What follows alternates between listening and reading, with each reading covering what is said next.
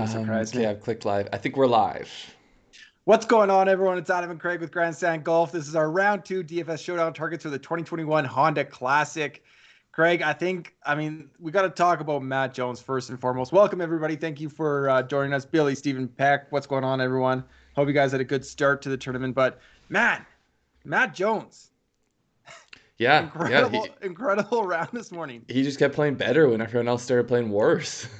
Yeah, there's yeah, he closed, I think, on three straight birdies to end his round. It could have been an eagle to get the course record, but 61, not too shabby. But like that was also right when the wind was starting to pick up, and Yeah, all these other people who had kind of gotten to a low point started to fall back a bit, and then other people were just struggling to get into the house. they're just And limping in. he's Yeah. just like, "Oh, I'll just birdie my way in. How about?" So there's a bunch of stats that we pulled, but I mean, he gained 10 and a half strokes on the field. So he's 9 under, tied the course record. Brian Harman had the course record, or still does, at 61, single around course record, tournament play. He only gained 9.81. So you can say Jones had it on a tougher day, his 9 under. His previous best day at PGA Nationals, 6.11 in 2008. So it's been a while, and he blew that out of the water. Hmm. Looking at 10 plus strokes gained total rounds, there have been two ever in This is the 6,202 second. rounds. This is the second one ever. Tiger did it in 2012, final round. Um, yeah, his previous best day compared to the field, I mean, across all courses, this is Matt Jones's previous best day that I can find is plus 8.5 at the 2009 Buick. So what It's you're saying incredible. is we totally saw this coming, and that's why we both have him in our player pool. Well, that's what like I saw some like first round leader bets and people cashing like that's great, but like you did not see a -9 going. Like, give Yeah, me a yeah, break. yeah. Like a -6 and leading, yeah, maybe that would be great, but incredible, and like it might be the best round of the year. That's Well, I mean, the other thing is really like he just needs a couple days of treading water here. I mean, if you have him in tournament long DFS, you really just don't screw it up tomorrow. You don't need to go out there and do anything special. Same thing maybe Saturday, and then you'll be in contention. Like you're far enough ahead of the field at this point that you can afford to tread water as long as you don't let, move backwards. let's flip to the leaderboard because it's always interesting when you look at your lineups, your DFS lineups after one day, you get all these inflated points because of finishing position, right? Hmm. So yeah, Jones will give you a ton of points right now, even if you have three guys outside the cut. But I mean, there's still people chasing him Oh, for that sure can there go. is, but I think that really, if he goes out there and shoots even par tomorrow, I mean, unless Henley or Wise go out there and do something special, Yeah, he's going to be in really good shape. Now, scoring is going to be better tomorrow. I think. I think that's yeah, quite clear. I think we'll be under par. We were under. It looked like we were going to be under par for the morning wave, and then it ended up, I think, falling just above par because the second half of the round was windy. But then the afternoon waves just got blown around, and I yeah. think we'll get into the wind, but I think in terms of this scoreboard, these guys who did get out there with a -4, -3, they're in great shape. Uh, Yeah. Essentially we're going to start seeing scoring happen now, and those guys have a leg up, I think, on the rest of the field. Yeah, I mean, I still think winning score, unless Jones does something incredible, is in that kind of -12 range. So you think these guys at four go can get to 12 with kind of average day or Yeah, like and it depends so much on what the wind does the rest of the week because yeah, I mean it can play over par, it can play under par. I mean, other big names, obviously Russell Henley jumps out at totally, -6. Best, I feel like we've seen him in quite a few tournaments now. Cam Davis jumps out at me. He's obviously totally. a ball striker. There have been some opinions either way on him, I think, last night on the He live show. Yeah, he had more chat than I expected for Cameron Davis. There's some hot takes either side. Well, I think that'll happen when you're coming. I think it's two missed cuts in a row, so Yeah. not surprising. Cameron Tringale, another one, -3, along with Shane Lowry, Zach Johnson. Whoa, A whoa, few. whoa. We skipped over it. Peck's talking about him. Oh, Stricker. Steve I Stricker. missed your Stricker, yeah. Yeah, I'm Uh, just happy after what he did at the Players. I hope this is enough to get through to the weekend because I think he went nah, he's good. 70, He's good. 77. I think just get his old bones into He's the got a weekend pretty and good we'll, cushion there. yeah. Uh, But yeah, sorry, Tringale, Lowry, Zach Johnson. I mean, I think we start to get a lot more people there at 3 and 2. We don't see on at one of the other ones at 2. There's Sung Jae, who you have to think that he's going to play himself into this tournament again this Yeah. year, especially those of us who have him in one and done. um, yeah. Any other names there that you think worth mentioning? John Ha No, jumps out at me. yeah. I mean, if you just want to talk about my sleepers, I feel pretty good about them. My one and done pick completely blew up. Keimer, he was 200 through 2. He almost went 300 through 3. Halfway through his round, he was in the top 5 in strokes and approach, and then hit 11th hole and blew up, and then completely. Was that the one where he put a 1 or 2 in the water? Yeah, Yeah, that was ugly. it was a double bogey plus. I forget where he You were ended up, quite but clearly following the shot tracker pretty closely because before that score was registered, you were already talking about the Keimer collapse. Looking at it, yeah, it was tough out there. Plus 1.43, about a stroke in the AM, close to 2 strokes in the PM. I think the big thing though is we're talking about the wins. There's a lot of win chatter in the chat. What do you want? What do you think about tomorrow? It looks flat. I am leaning a touch. The guys I have for the show here today are all afternoon. Let me think if that's correct. I think that's correct. Um, and that's just if this, you see that little bit more wind at 7 a.m. If that does push a little bit later into the morning, then you Yeah. have the guys out there that are avoiding that completely. Um, Other than So that, this though, I is think it's pretty balanced. You can pick people from anywhere. yeah. This is maybe I'm going off the deep end a little bit here, Craig, It but wouldn't stick be with the me for a first second. time. It wouldn't be the first. Stick with me for a second, okay? What if you picked guys going off 1 in the morning and 10 in the afternoon? So basically, you're trying to get that middle bracket of weather there in the bear trap, right? So No, but around, the you have it wrong because the Bear Chat played hard when there wasn't wind and when there was wind, but the front nine was actually the one where there was a greater difference in scoring from morning to afternoon. Because I was thinking about that. I was thinking about that as well. I was like, so then maybe you only really need to, if it is potentially wind in the morning, the first half of the yeah, first wave. Maybe you just yeah. avoid the people going off the first tee and you keep the people going off 10 because by the time they get around, they're at the part where the scoring is good again.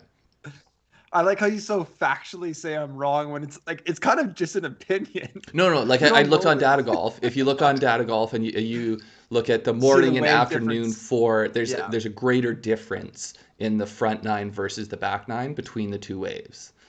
But I mean, the things that scare me are So that wind gust at what I'm 7 trying to a.m. say of is the data backs up. But 20. I Oh like I man. like the strategy though. Okay, so basically what I'm saying is I'm scared of that gust at 7 a.m. and I'm scared of that gust at 5 p.m. Oh, And I see. because You're trying to get cute. yes, I am. Yeah, so I think I would really the one thing I would avoid most off is the one at 5 p.m. I feel like that doesn't scare me as much just because it's a single point and it's just the gust and like the difference between 16 and 18 in a forecast that far Yeah. out is pretty minimal. The 23 gust in the morning, if that pushes an hour or 2 hours later in the forecast, I don't want people playing the part of the course that is most affected by Yeah. wind at that point. So Cut line projections 6 of 6. You sent a picture to our Discord. If you want to join our Discord, link is below. That was at even. It was around 2%. So it is at +1 now, and it's significantly more. But there's going to be a ton of movement. Are you thinking +1 tomorrow?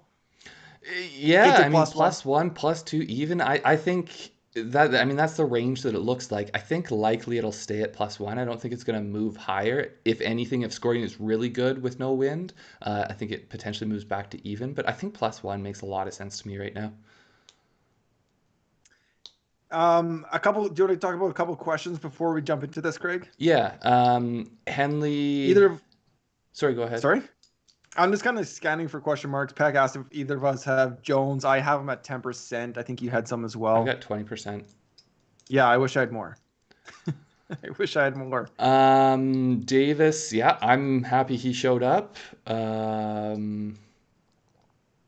Bramlett, that was not one that I saw coming, but good for Yeah, you, hey, Nick Zabel. good call on Bramlett. I mean, he was one of those guys I looked at, he kind of, but didn't ultimately make it. Is Chase Koepka legit? I don't know. It depends on what we mean by legit. I think you could get.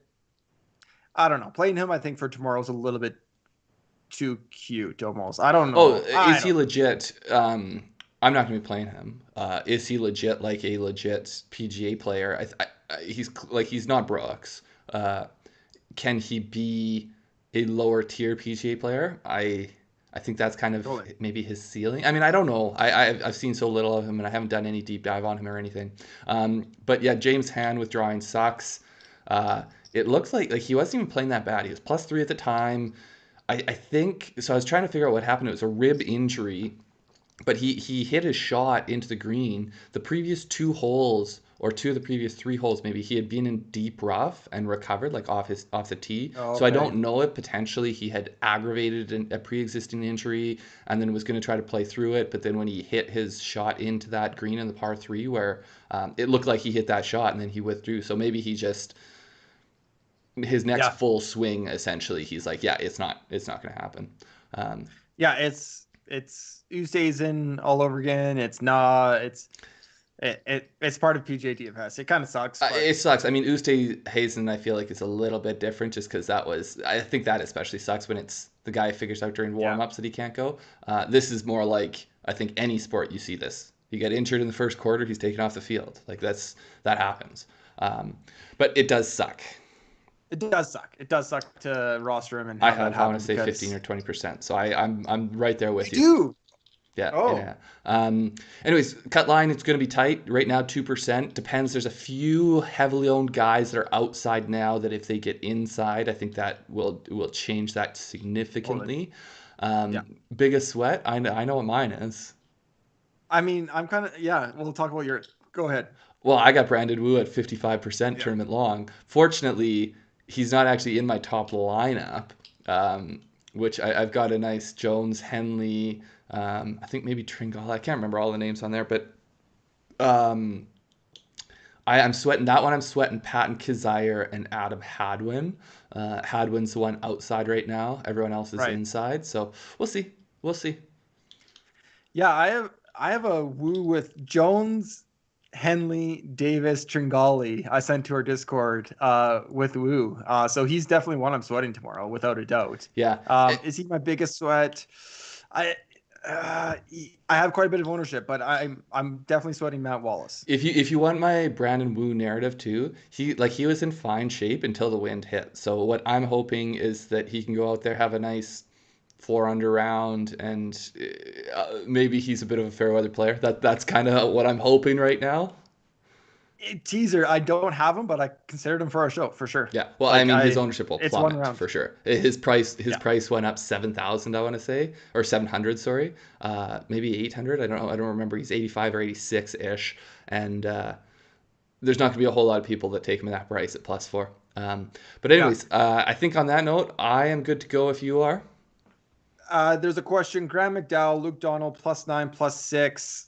I don't think we've seen anything from them recently. Stenson's right there as well. Stenson has been kind of falling off his peak form, or like his lasting form.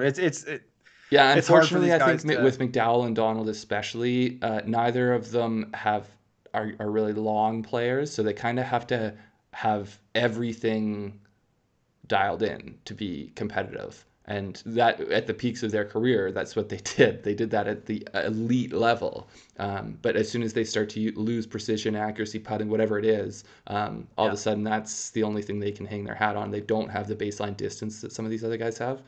Like say Lee Westwood, even when he's not playing like he is right now, he stays more relevant because he's longer.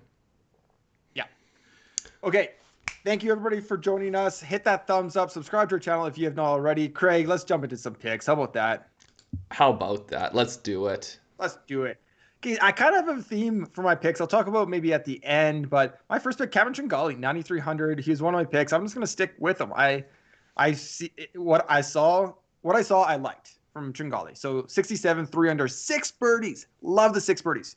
1 bogey, 1 double. Pretty good across the board. The one thing is his approach play isn't as good as kind of we expect or we hope from him. It was 64th at just kind of a half stroke. He did get wet on 17, so that will be the reason it drives it down, but still positive. Getting a ball in the water and still positive is a good thing. Oh, I 24 thought you birdie meant or like better he percentage. like went in there to play the ball and he got wet, but you mean he just put a ball in the water? I think he just put a ball in the water and went back. Oh, okay, gotcha. Yeah. His 24% birdie or better percentage, 37th in the PGA. Of course, that's the entire PGA. That's not just this field. I feel like that is in this field, especially elite. Weather calms down a little bit. We're going to have more birdies. Tringale, a guy that came out, looked good, kind of reaffirmed why he was a pick of mine. I'm just going to continue to kind of press with Tringale. I like to play. Yeah. So this kind of actually brings me back a little bit to some of the game theory and what I did last week on Sunday, which if you only watch our showdown shows, my picks at least, I don't know how about yours, my picks sucked. Like I had Gim, but I had Gim and Kirk heavily week long. And then I rostered them heavily in, on the final day last week. To me, it's like doubling down on 11 in blackjack. Like you need to make those. If you think they were the right plays and you still think they are, then you need to make them as opposed to hedging. Like to me, that's where you're going to have the week then that makes up all the money. And to me, Tringale's the same situation. We liked him coming in. He's shown us the things we want. We like him still. It's pretty straightforward to me. Yeah. Real quick before we get to yours, Craig, there was a question from Kevin. What time did he say to avoid and which holes? We didn't really. Craig just said that the data. Yeah, so I pulled that up just because I do want to explain what I'm talking about. So essentially, the front 9 from morning to afternoon wave went from just under par, so minus 0.08, to 0.7 over par. So say about 0.78 stroke difference.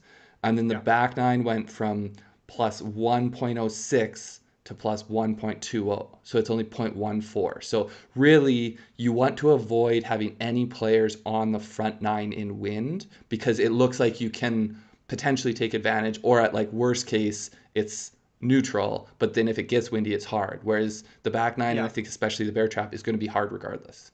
Yeah. So basically, you want your scoring holes to be calmer. Yeah. So you can score. Yeah. They essentially become not scoring holes if they're not. Yeah. Yeah. Okay, my first one here. I'm going Joaquin Niemann, 10,300. He was 69, 100, 2 birdies, 1 bogey. This may potentially be a chalky play. I don't really care. He's so streaky good. If you look at what he did today, his ball striking's good. 7th off the tee, 42nd in approach. Gained putting, lost it around the green. He doesn't typically lose around the green. If you look at what he's done so far this year, he's a plus 0.2 player around the green. So I don't think there's anything there. It can happen in 2 shots. You can lose those strokes. So I don't put any stock in that being a problem for the week. I think it's just a round-to-round, shot-to-shot aberration. But the thing that I like, so gained strokes in 15 of his last 20 rounds. That's against significantly better fields than we've had. So say he's got a 75% chance of gaining tomorrow at minimum. And then he was over 2 strokes gained in 10 of his last 20. So, and again, against significantly stronger fields than this one. So if he's doing that, like I just feel like he's got better than 50% chance essentially of being worth it. Now, what happens with his ownership? That's the real question to me. Essentially at the start of the week his ownership is high. The fact that he's only 1 under, where say you've got Sungjae at 2, you've got Henley that's got out to 6, you've got some of these other things. Does that pull people who just defaulted to Niemann before the tournament? Does that pull in other directions? That's kind of what I'm hoping. Right. So, if he's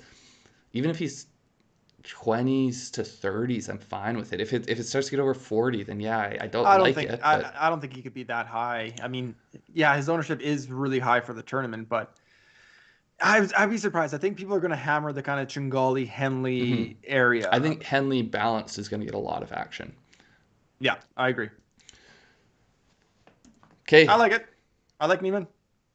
All right, my second pick. I'm going Ian Poulter at 7,800 on DraftKings. He went 71. He's +1 right now, but he got 4 birdies, 3 bogeys, 1 double. He did finish 2 under his last 3 holes, so kind of getting into the finishing the round in a positive note. But basically, what happened here, and this is kind of the trend with my next 2 picks, is what we know of Poulter for his career. He did really poorly.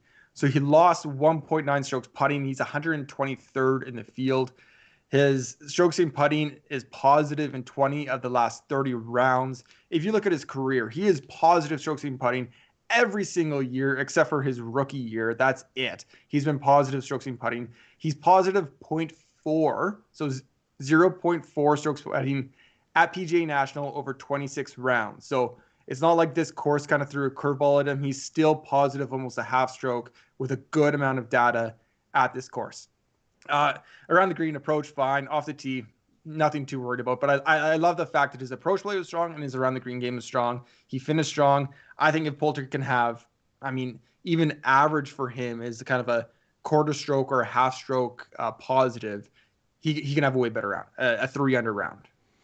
Yeah, and he put out a funny photo of him making fun of his own putting today, so that always makes... I missed that. How did I miss that? He was, I forget what it was, dressed like a bumblebee, got stung, felt like I got stung by a bumblebee putting on whatever hole. Didn't he have a 3-putt or a 4-putt or something? Yeah, he did. That was his double. It was brutal. Like, I was like, yeah, so he was making fun of himself about that. Yeah, I like Poulter. I liked him going in. I do think that we saw not his best stuff, so I think he's a great showdown play. I think he's good value at 78. I've made 1 lineup so far, and he's in it. Yeah. Just real quick, Baracho Burrow. I have actually been thinking that same thing. So he's saying that 18, 1, 2, 3 are easier holes. So do you look at playing people off of 10 to get the better chance at the birdie streaks, in the carryover? I have looked at that. This may be one of the weeks that makes sense. I'm not going to eliminate guys because they're starting on 1, but if you're kind of deciding between 2 people and everything else is the same or something like that, It can be the thing to tip it over. But it is something that I have looked at in the past, and it does make some sense at this course. Yeah, I like that. I like the theory of it. I wish we had that data of where people started. Well, the thing is, there's so much randomness to Showdown that you're trying to look for the tiniest little of edges, and you wouldn't know until you had tons of data whether there was anything to it. But it should make sense that the better birdie holes, if there's holes you can't birdie on, say, a 9 or a 10, then you're worse off than if you have the birdie holes that carry over. I like it. I think, like you said, we're trying to find any single advantage we can in Showdown. So if that's a theory, maybe not go all 6 of 6 because it limits your player pool a little bit, but or maybe do it. Or do it, if you like the players anyways. I wouldn't do it just because that's the only reason, you hate these players, but they got the good, the good holes. Okay, moving on. I've got Talor Gooch, 9,400. He was 72 plus 2, 3 birdies, 5 bogeys. To me, this is a little bit of I think one of the best players in this field. It's not a strong field, and you're going to get him at an ownership discount. You don't have much of a price discount. I think he's gone up 100 from where he was at the start of the week for tournament long. What did he do? He was pretty neutral. He lost around the green, pretty neutral ball striking. He gained a bit putting. He was one of these guys I was talking about. His putter was very hot coming in, so I expect to see more of that. Really, so gained strokes in 10 of his last 12 rounds. He's gained over 2.5 strokes in 16 of his last 38 rounds. So this is one of the things I was looking at with him. He has tons of rounds where he gains large amounts, and he's not one of these guys that typically will go along gaining a stroke or 2. He is one of these people who, so you have volatility there for sure. This 10 of last 12 I think is more of an aberration when you look at it over the long term. But to me, it just means that he's playing somewhat well. So I still think he is a guy that's going to ping pong, and I'm going to take the chances that he has a good round. If he doesn't have a good round tomorrow, then I won't be taking the chances on the weekend. But I think he's one of these guys I might just take the chance with every round in case he does have one where he really pops. But why do I think he's one of the best players in the field? He's number 3 in strokes gained total over the last 6 months. He's behind Niemann, and I want to say, I don't think it's Sungjae. I think it's someone else, but I can't remember off the top of my head. But he's not the kind of name that you would think of when you're thinking of the best players in this field. It might be Henley, it might be Westwood. Oh, that could be. That could be. Regardless, I think he's value. I think there's upside there. I think he is not as safe a play maybe as some of the other ones, but I think that there is the upside, and the ownership means he's going to be low owned. I'm taking a shot with him. It is Niemann and Sungjae, and then Henley is 4th with Tringale.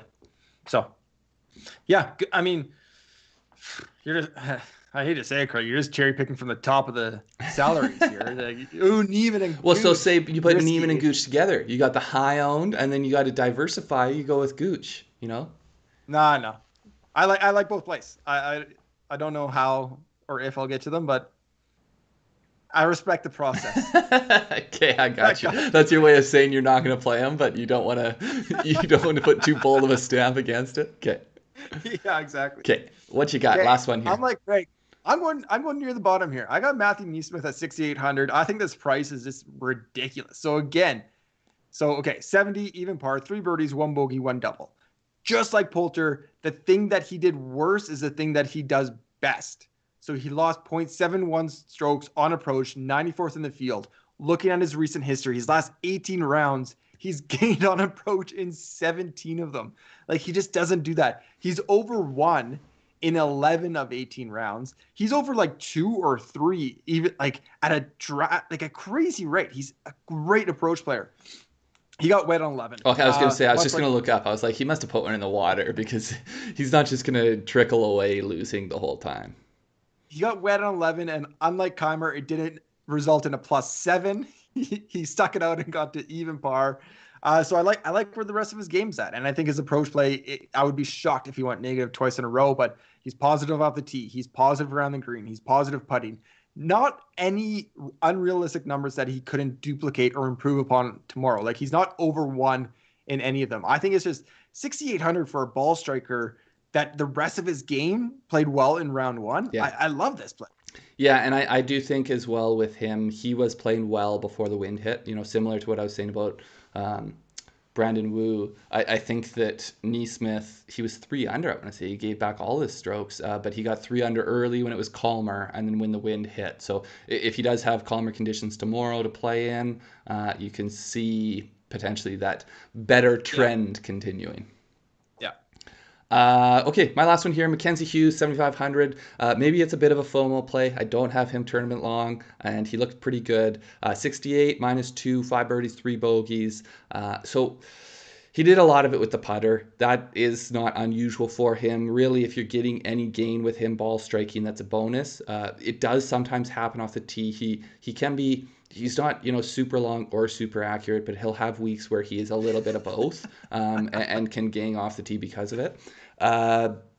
So the real thing, this is a play if you believe that there's people who have courses where they can go off at. So his last 11 starts at PGA National, he's gained over 3.5 in 4 of them. Now, conversely, he's negative strokes in 5 of 11. So he was second place here last year. My question, I don't know if you know this off the top of your head, but how many of those 4 are just last year? 2. Okay.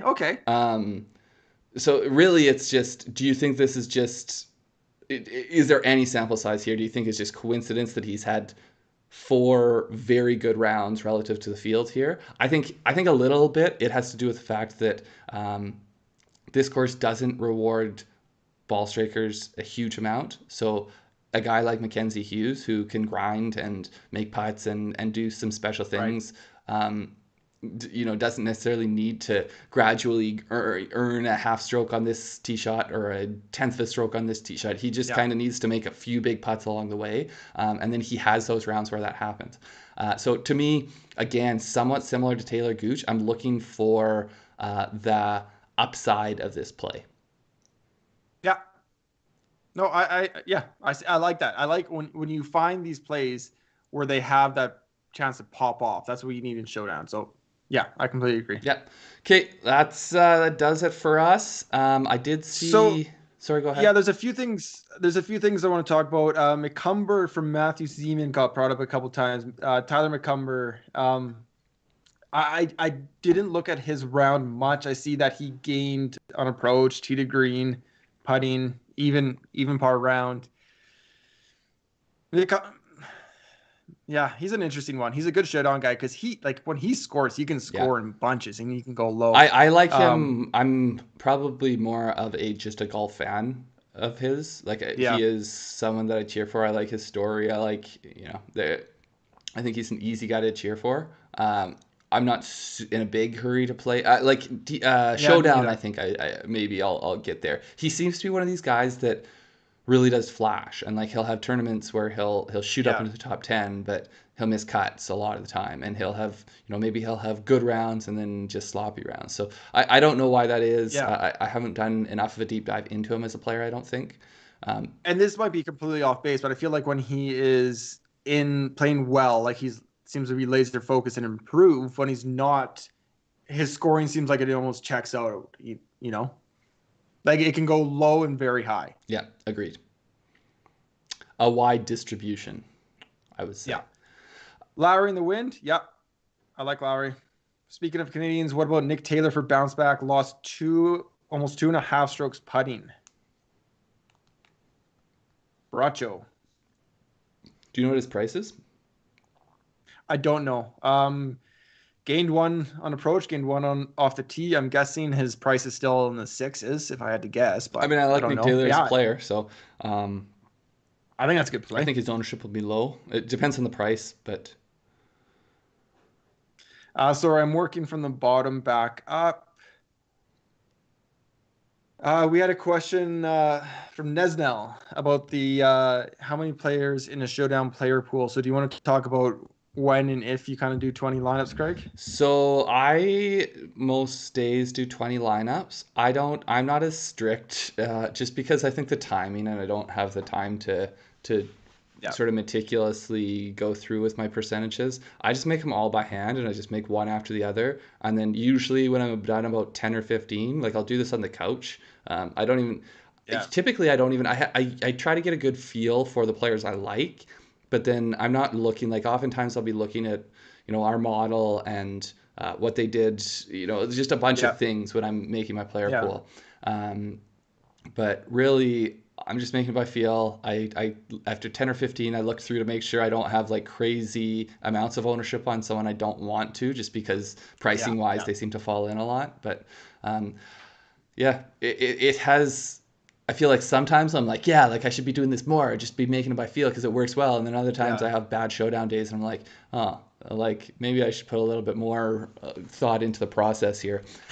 Yeah. But I think that showdowns, there's so much randomness too. So Yeah. I mean, that's the thing. We try to express our reasonings why we think this person will improve or do better in the next round. But I usually play a single lineup, a single entry, or I go a couple entries in a 20 max type lineup. And I'll basically say if I make three, I'll look back. I'm playing Henley and I'm playing Cameron Davis. I want to make sure that they're both not connected in two of yeah, them. So yeah. if one doesn't, it doesn't sync the other. So they're distributed equally, I So guess. Gerard, I had never had it happen until last week, and I made the same lineup once in one of my showdowns, and I was just like they weren't even like they were, how they're numbered on DraftKings. They were like Yeah, far yeah, apart, like just at two different points. Like oftentimes I'll start with like guys I like up high, and then later on I'll start with guys I like up low. So I was like at two different ways of building lineups, and ended up with the same lineup.